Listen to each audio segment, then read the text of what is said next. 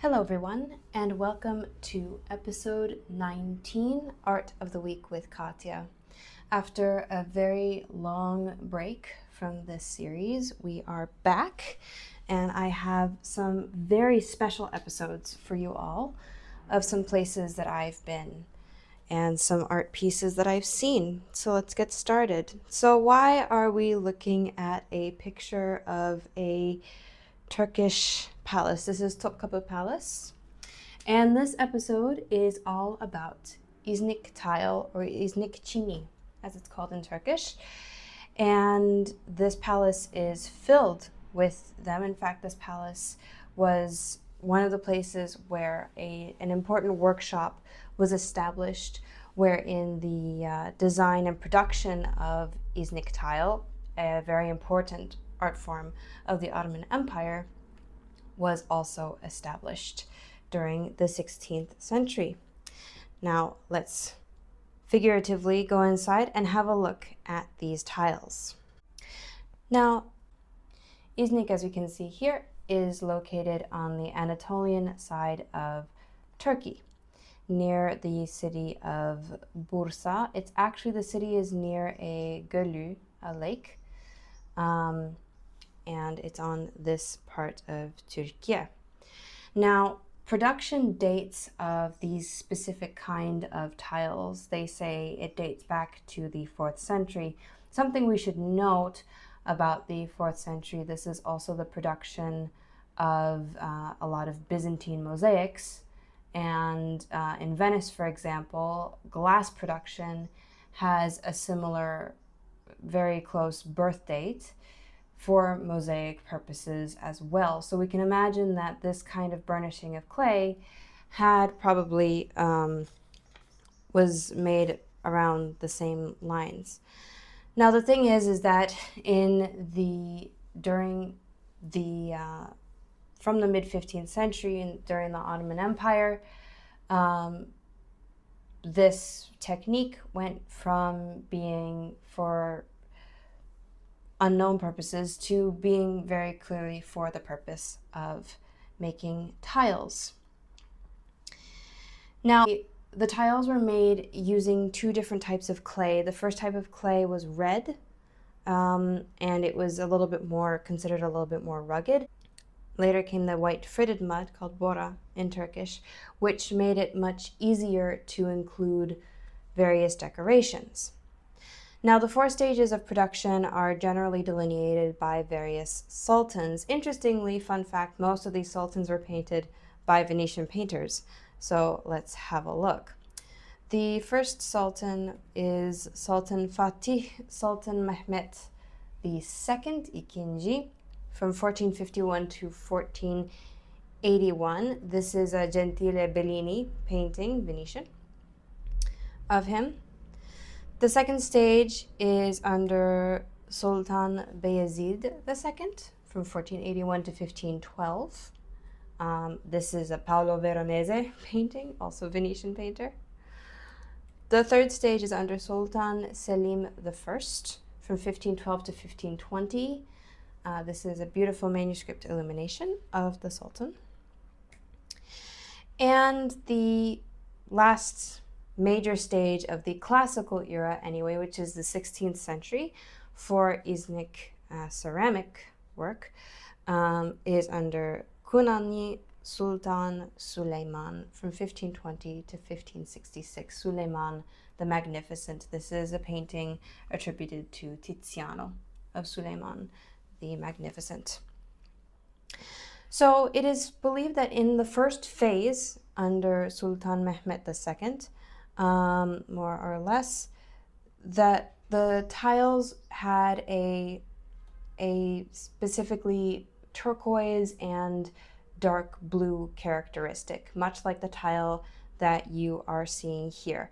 As we can see, it's these dyes they're fired on top of the white bora clay, and that permits not only the colors to stand out, but also the very thin black lines that delineate the shapes to also give further detail.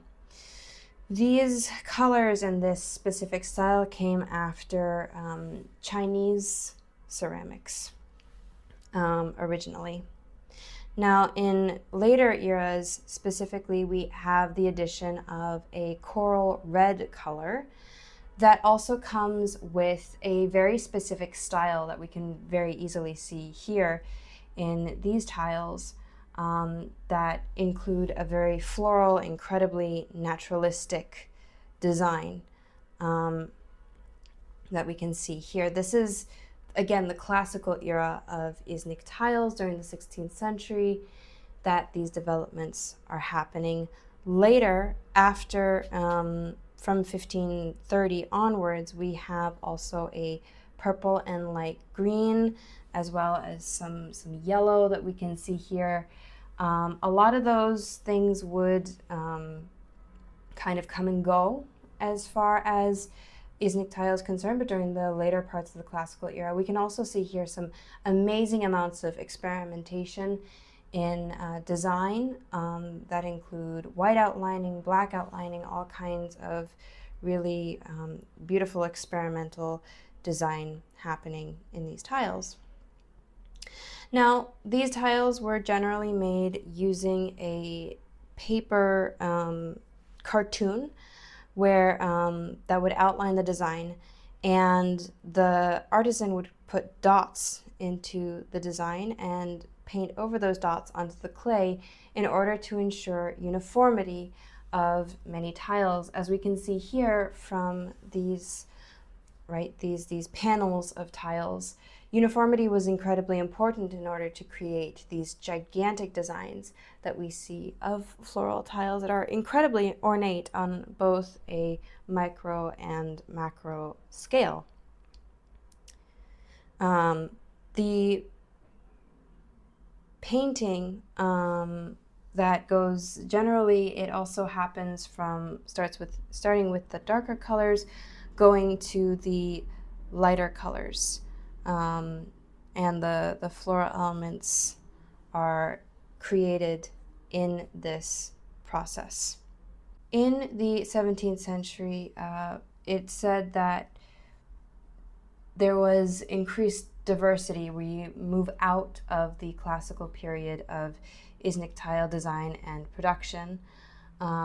There start to become landscapes and humans that we start to see in the tile work. We have workshops appearing in Kütahya as well as Iznik. So the trademark of Iznik itself as a city, the clay, and that particular kind of workmanship we see becomes less marked in its style, less traditional after the 16th century into the 17th century. Now, moving into the 18th century, we can see from this photograph, this is from Topkapı Palace, from the throne room, these are actually tiles that are imported from the Netherlands. And they are not Iznik tiles, in fact, they're not even Turkish.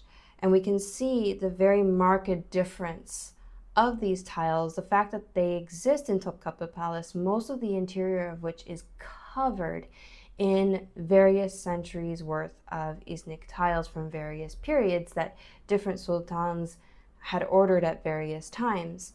That's another thing, a lot of Iznik tiles would reflect courtly tastes and the taste of the sultan. Partially why certain colors went in and out of fashion pretty quickly.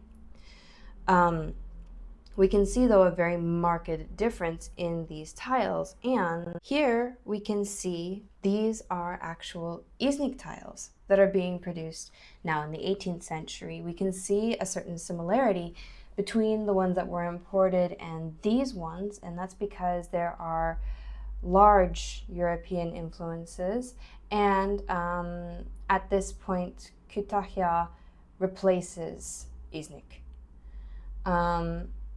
And we see a lot of European influences here as well as colors returning, but colors that are markedly different from the ones that we saw. Instead of a preference necessarily for turquoise, there's a very clear green that we haven't seen before. The designs are markedly different. And part of it is due to, at this point in Ottoman history, new and growing relationships with the West. Now, regarding architecture, I already talked a little bit about them, most Iznik tiles being produced for Topkapı. In fact, a lot of the cartoons that would create designs for Topkapı came from the palace. So the designs would come from the palace. They would go over to Iznik, where the tiles would be produced. The tiles would be sent back to the palace in order to decorate its interior. But Topkapı Palace was not the only place where a sultan could reveal their wealth, their power, and their own gravitas, I guess one could say, as a monarch of their empire. They were also, these kinds of tiles were also included in mosques, jami, that were built under the directions of sultans, included in a lot of mosque interiors.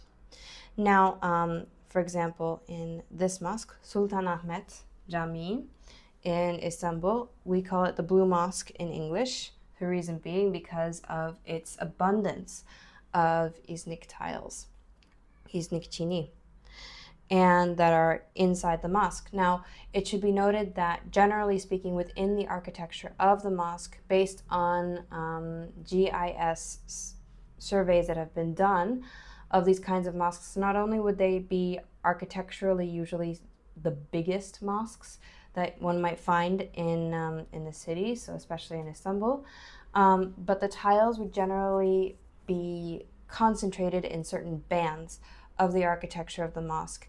Just like we see here, the tiles are kept in this band near the windows, near the upper parts of the mosque. And the thing is, again, as I mentioned, the tiles would be produced in accordance to the tastes of the royal family, not only for the sake of their own palace, which makes sense for the sake of living quarters, but also in the case of large monumental public buildings, such as a mosque, just like this mosque.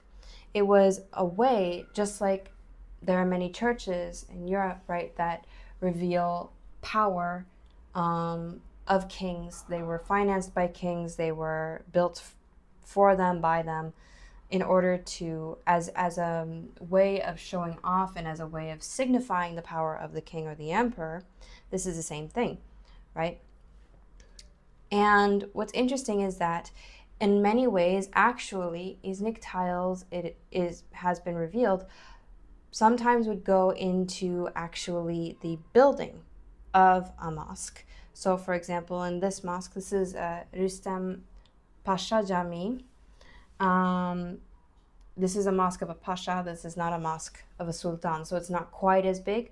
However, specifically in the wall of the mihrab, which we see here, oftentimes that wall would be designed based on the Iznik tiles. The reason being that the most lavish Iznik tiles with the most complex decoration, as we can see here, these are very, very complex designs, would be devoted specifically for that wall. But similarly, the wall would have to be constructed in accordance with the tiles. This is something that makes them very different, this particular artwork very different from mosaic, which may or may not have been its ancestor. It still went on to be very much an art form of its own. And if you ever get the chance to see Iznik tile in person, I highly recommend it. It is like, very much makes one think of paradise and gardens. That's another interesting thing about Iznik tiles, is that they could be included inside of mosque decoration as well, because while they are very lavish and very decorative and in many ways show skill and show the power of these sultans to be able to ask entire workshops, because it took many, many people and much material to make these kinds of tiles. However, it could also be included in a mosque, because while the tiles are very lavish, they do not specifically portray anyone or anything from the Holy Scriptures, from the Holy Book. And because of that, because their general subject tends to be flowers and natural things, and nature, right? It was possible to include these tiles inside specifically of mosque architecture. Thank you so much, and I'll see you next time on Art of the Week with Katya.